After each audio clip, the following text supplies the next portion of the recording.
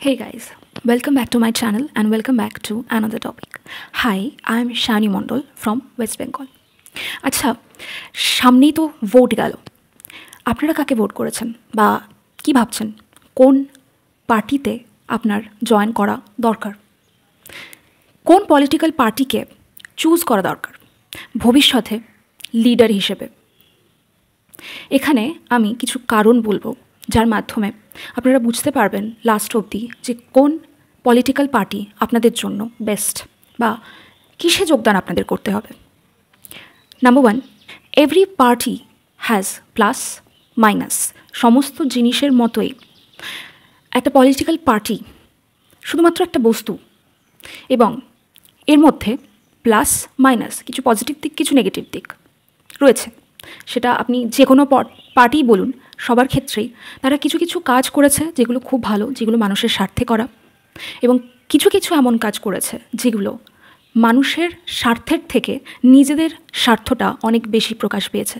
তাতে বরং দেশের আরও বেশি ক্ষতি হয়েছে এবং সাধারণ মানুষের অনেক বেশি ক্ষতি হয়েছে। তো আমার মতে প্রত্যেকটা পলিটিক্যাল পার্টি যেমন ভালো, সেরকম প্রত্যেকটা পলিটিক্যাল পার্টিরই কিছু খারাপ দিক রয়েছে। নাম্বার টু, ইন্ডিয়াতে গণতন্ত্র রয়েছে। আমার মনে হয় বেশিরভাগ লোকজনই জানেন গণতন্ত্রের মানে কি। আমরা ইন্ডিয়ার জনগণ তারা চুজ করব যে আমাদের লিডার হিসেবে আমাদের দেশ চালানোর জন্য আমরা কাকে বেছে নেব, কে সব থেকে জরুরি এই রকম একটা বড় স্থানে থাকার জন্য, দেশ চালানোর জন্য, রাষ্ট্র চালানোর জন্য। তো এটা আমাদেরকে প্রত্যেককে মনে রাখতে হবে যে আমরা যে দেশে বাস করি সেটা কিন্তু গণতন্ত্রের দেশ। আমাদের অধিকার এখানে অনেকটা বেশি এবং আমাদের পার্ট এই গণতন্ত্রে অনেকটা বেশি, and this is the most important part. Number three, we all should be United. আমরা খুব ছোটোবেলা থেকেই আমাদের মাথার মধ্যে এটা ঢুকিয়ে দেওয়া হয়েছে যে ইউনিটি ইজ স্ট্রেংথ, এবং পরে যত এক্সপিরিয়েন্স আমাদের বেড়েছে, এক্সপিরিয়েন্সের মাধ্যমে আমরা এটা বুঝতে পেরেছি যে ইউনিটি ইজ স্ট্রেংথ। এর আগে ব্রিটিশরা যখন 200 বছর আমাদের দেশে রাজত্ব করে তখন কিন্তু আমাদের এই যে ইন্ডিয়ানদের ইউনিটি পাওয়ার খুব কম। হিন্দু মুসলমান মধ্যে দাঙ্গা এবং নিজেদের মধ্যে ইউনিটি কম বলেই এই জিনিসটাকে ব্রিটিশরা অনেক বেশি তাদের কাজে লাগিয়েছে, এখানে তাদের রাজ চালানোর জন্য, ম্যানিপুলেট করার জন্য লোকজনদের, এবং ইন্ডিয়ান লোকজনদেরই নিজেদের কাজে ব্যবহার করার জন্য। তো তখনও কিন্তু ইন্ডিয়াতে ইউনিটি কম ছিল এবং আস্তে আস্তে যখন ইউনিটি বাড়তে থাকে আলটিমেটলি আমরা স্বাধীনতা পাই। ঠিক এত বছর পরে এখনও সমাজে এই ইউনিটিটা কম দেখা যাচ্ছে। মানুষজন খুব বেশি নিজের স্বার্থের কথা ভাবছেন, আর নিজের স্বার্থের কথা ভাবতে গিয়ে কিছু এমন কাজ করছেন যেটা আদতে তাদের নিজেদেরই প্রবলেমের, তাদের নিজেদের ভবিষ্যৎকে নষ্ট করা। তো ইউনিটি কিন্তু সবসময়ের জন্য আমাদের কাছে বেনিফিশিয়াল, আপনার কাছে বেনিফিশিয়াল, এটা আপনাদের মাথায় রাখতে হবে।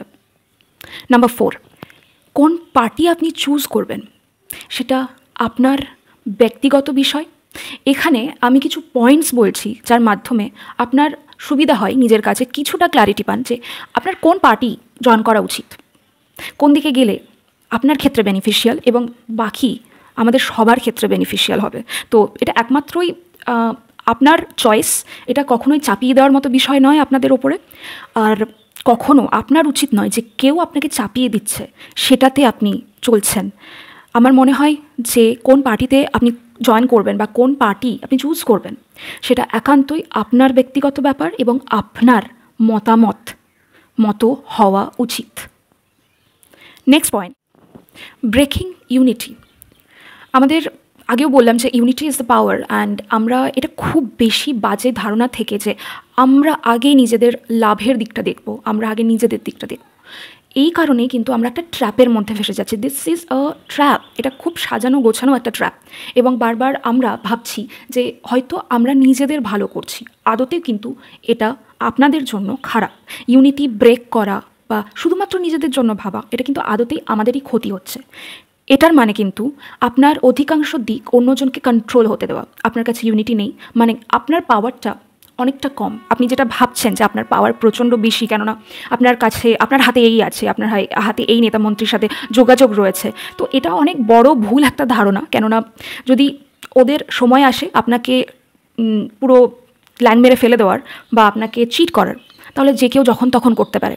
তাই আপনি আপনার চারপাশে এমন কিছু মানুষদের সাথে ইউনিটি বাড়ান যারা ভরসার যোগ্য এবং যাদের প্রায়োরিটি আপনার সাথে ম্যাচ করে।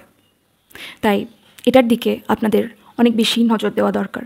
Lastly, believe that you all deserve better.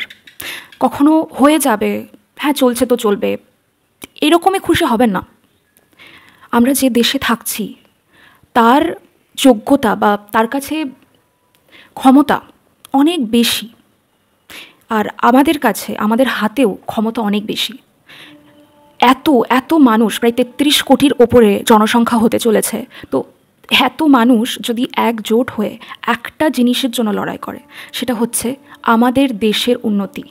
আমরা যেখানে থাকছি সেই জায়গার যদি উন্নতি হয়, তাহলে সাথে সাথে আমাদের উন্নতি হবেই। এটা খুব স্বাভাবিক একটা বিষয়। তাই ইউনিটি বাড়িয়ে একই দিকে যদি এতগুলো মানুষ চলে, তাহলে কোন নেতা মন্ত্রী বা কার এত পাওয়ার রয়েছে যে আমাদেরকে আটকায় বা কোনো একজনকে আটকায়? তাই আপনারা এটা অবশ্যই মাথায় রাখবেন যে উই অল ডিজার্ভ বেটার, একটা বেটার ফিউচার, একটা বেটার দেশ, একটা বেটার লাইফ, একটা বেটার লাইফস্টাইল। তাই নিজেরা সচেতন হন। সরকারকে দোষ দিয়ে কোনো লাভ নেই, কেননা এই সরকারটা কে আসবে বা এই সরকারটাকে কিভাবে চালাতে হবে তার অনেকাংশ দায়িত্ব কিন্তু আপনাদের, আমাদের। তো আপনাদের যে দায়িত্ব, আপনাদের যে পাওয়ার, সেটাকে ইউজ করুন। এখনকার মতো এটুকুই। আবার দেখা হচ্ছে নেক্সট ভিডিওতে। Till then, stay healthy and stay positive.